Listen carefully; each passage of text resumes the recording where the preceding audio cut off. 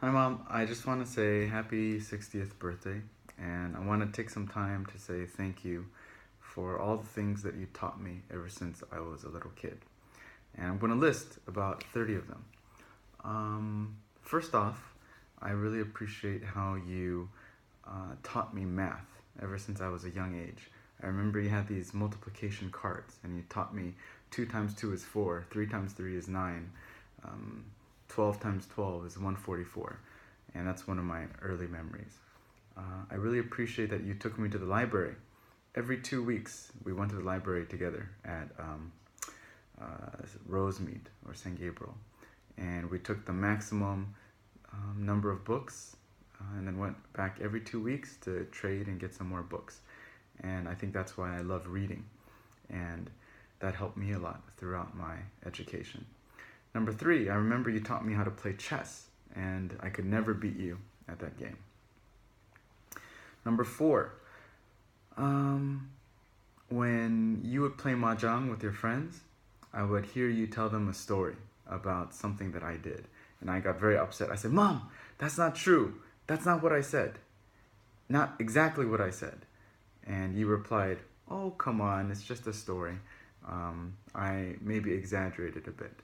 So that helped me with my storytelling. Even now, when I tell stories, I will exaggerate a little bit to make it funnier.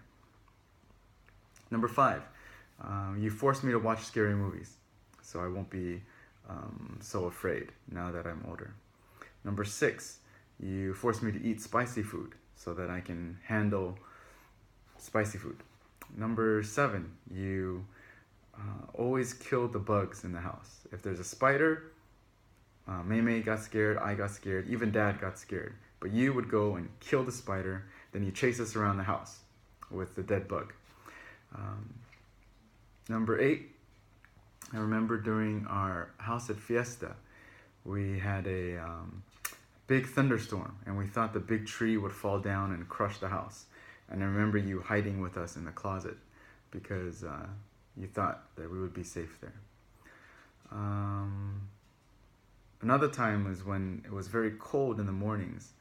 After we took a shower, we would stand on top of that heater, the grate on the ground, and we would stay warm on top of that. I remember as a kid, this is number 10, you would pick us up on your feet and hold us up in the air so we could fly like Superman. And that's one of my happiest memories, also as a kid. You would call me the name Jordash. I don't know why you use the word Jordash, you just like that word. And you would ask me questions like, oh, Brian, are you going to be handsome when you grow up? What are you going to look like when you're older? I love how you would take off your smelly socks when you came back home after a long day of work, and you throw them at us or put them in our faces.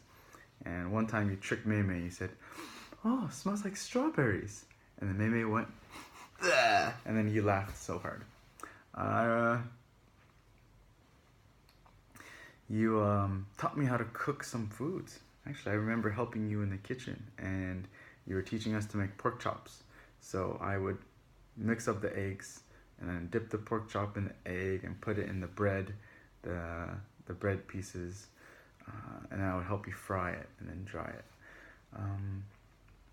You taught me how to make dan and Grandma Salter's nuts and bolts.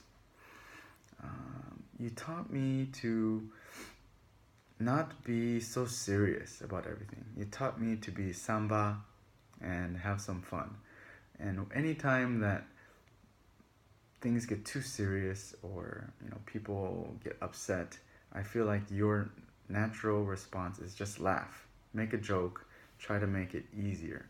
And I try to be that way in my life. I remember I forgot someone passed away, and after the funeral you said, oh, it's so sad, everything's so sad. And you said that at your funeral someday you hope to have a big party and everyone's happy. And I feel the same way about myself. I hope that when I die someday, that people will be happy and not be sad.